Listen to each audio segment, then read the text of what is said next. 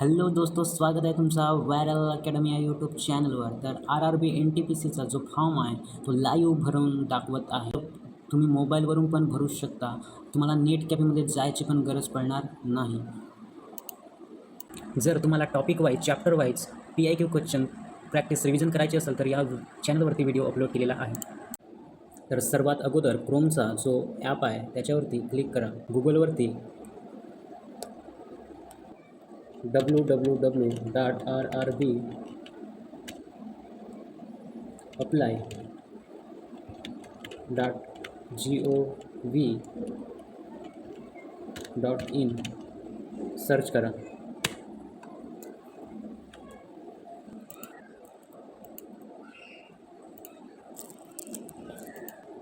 त्याच्यानंतर अशा प्रकारे साईट ओपन होईल. तर ह्याच्या लास्ट कॉर्नरवर 3 डॉट दिसत आहे त्याच्यावरती क्लिक करून खाली डेस्कटॉप साईटचा ऑप्शन आहे त्याच्यावरती क्लिक करा. जर तुम्ही याच्या अगोदर रेल्वेचा जो एक्झाम आहे तो तुम्ही दिलेला असेल तर तुम्हाला जो अकाउंट क्रिएट करायची गरज नाही. जर तुम्ही याच्या अगोदर एक पण रेल्वेचा पेपर नाही दिला असेल तर तुम्हाला अकाउंट क्रिएट करावं लागेल. तर अकाउंट क्रिएट करण्यासाठी क्रिएट अँड अकाउंटवरती क्लिक करा. ज्याचा ऑलरेडी अकाउंट बनलेला आहे त्याने लॉग इनवरती क्लिक करा. तर सर्वात अगोदर क्रिएट अँड अकाउंटवरती क्लिक करून इथं येस करा, मतलब ओके करा. तर सर्वात अगोदर कंट्री सिलेक्ट करायची आहे. त्याच्यानंतर खाली फुल नेम्स एंटर करायचं आहे. पूर्ण नाव इथं एंटर करायचं आहे. जे आपल्या 10वीच्या मार्कशीटवरती नाव आहे तोच इथं फुल नेम इथं लिहायचा आहे. सर्वात अगोदर नाव लिहायचं आहे.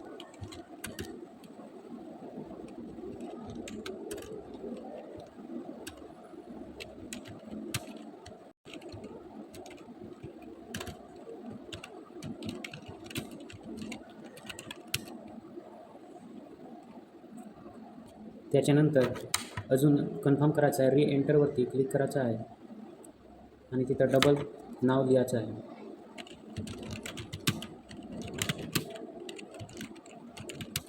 त्याच्यानंतर खाली लिहिलेलं आहे have you change your name. तर तुमच्या नावात बदल झाला असेल तर येस करा, नसेल तर नो करा. त्याच्यानंतर डेट ऑफ बर्थ इथं सिलेक्ट करायची आहे.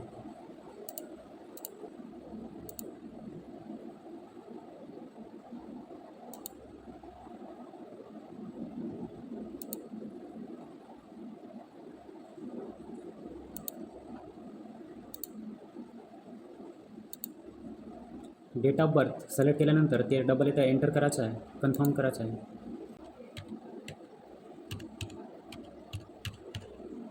त्याच्यानंतर इथं जेंडर सिलेक्ट करायचं आहे आणि इथं कन्फर्म करायचं आहे. इथं आपल्या वडिलांचं नाव एंटर करायचं आहे.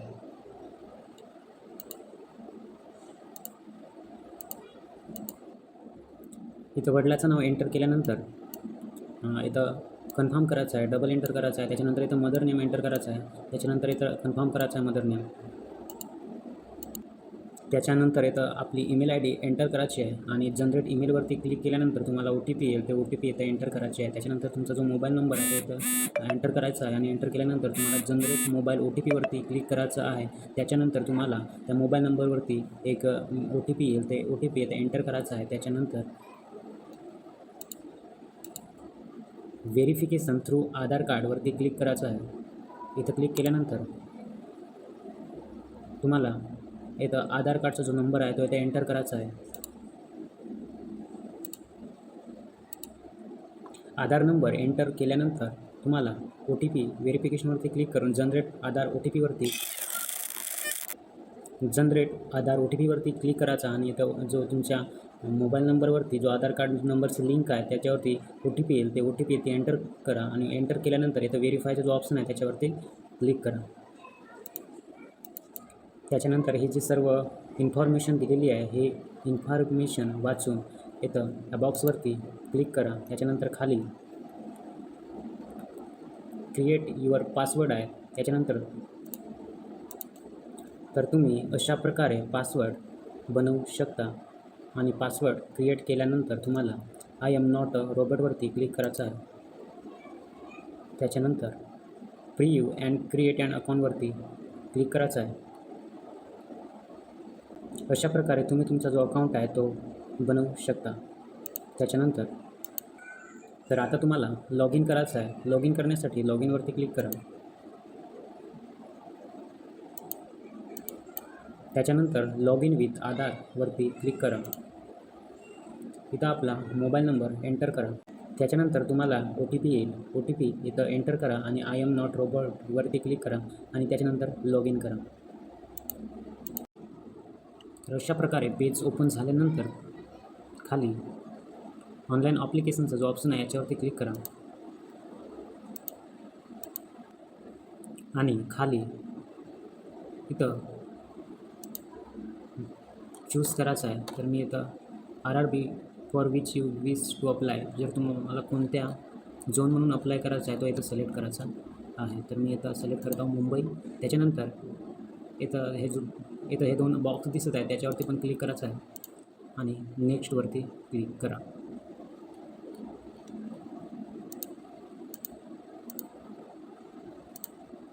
त्याच्यानंतर अशा प्रकारे पेज ओपन होईल. त्याच्यानंतर जे पर्सनल डिटेल्स आहे ते ऑलरेडी इथं भरूनच येईल. त्याच्यानंतर मॅरिटल स्टेटसमध्ये सिलेक्ट करायचं आहे की तुम्ही मॅरिड आहात की अनमॅरिड आहात, तुम्हाला इथं सिलेक्ट करायचं आहे. त्याच्यानंतर रिलिजनमध्ये तुम्हाला सिलेक्ट करायचं आहे तुमचा रिलिजन. त्याच्यानंतर मदर टंगमध्ये तुम्हाला तुमची लँग्वेज सिलेक्ट करायची आहे. त्याच्यानंतर तुम्हाला ज्या भाषामध्ये ज्या लँग्वेजमध्ये तुम्हाला पेपर द्यायचा आहे ते लँग्वेज तुम्ही इथून सिलेक्ट करा. त्याच्यानंतर इथं पहा permanent visible mark of identification. इथं तुम्हाला जर तुमच्या शरीरावरती काही मार्क असेल तीळ वगैरे तर तुम्ही इथं एंटर करू शकता. इथं पण दुसरा पण ऑप्शन दिलेला आहे. इथं पण तुम्ही अजून काही दुसरा जर तुमच्या शरीरामध्ये काही मार्क असेल तर तुम्ही इथं एंटर करू शकता. मी तर नो मार्क केलेला आहे. त्याच्यानंतर कम्युनिटी डिटेल्समध्ये तुम्हाला सिलेक्ट करायचं आहे तुमची कास्ट. त्याच्यानंतर अशा प्रकारे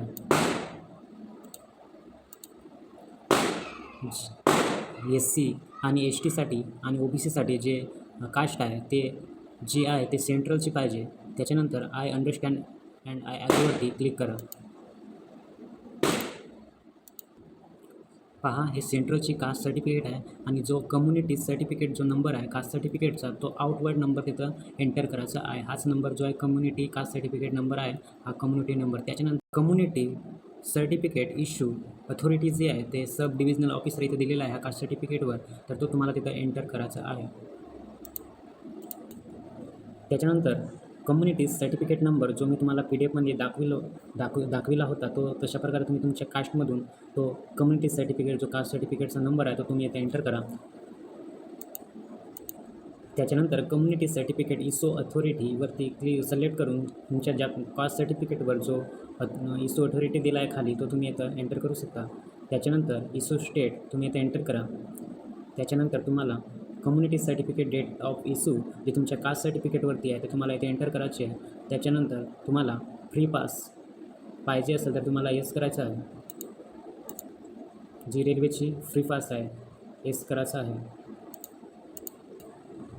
त्याच्यानंतर तुम्हाला तुमच्या जवळचा जो रेल्वे स्टेशन आहे तो इथे एंटर करायचा आहे. त्याच्यानंतर इथे तुम्हाला तुमची कास्ट सर्टिफिकेट अपलोड करायची आहे. त्यासाठी अपलोडवरती क्लिक करा आणि इथून तुम्ही तुमची PDF कास्टची सिलेक्ट करू शकता.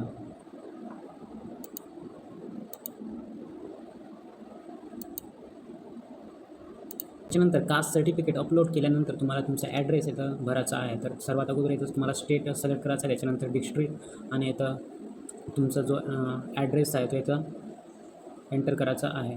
ॲड पोस्ट तहसील डिस्ट्रिक्ट जे आहे ते सर्व इथं ॲड्रेसमध्ये इथं टाईप करायचं आहे. त्याच्यानंतर तुमच्या इथं गावाचं नाव आणि इथं पिनकोड नंबर इथं एंटर करायचा आहे.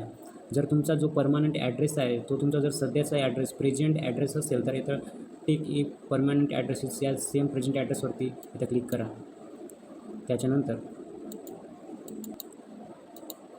त्याच्यानंतर नेक्स्टवर क्लिक करा. त्याच्यानंतर अशा प्रकारे पेज ओपन होईल.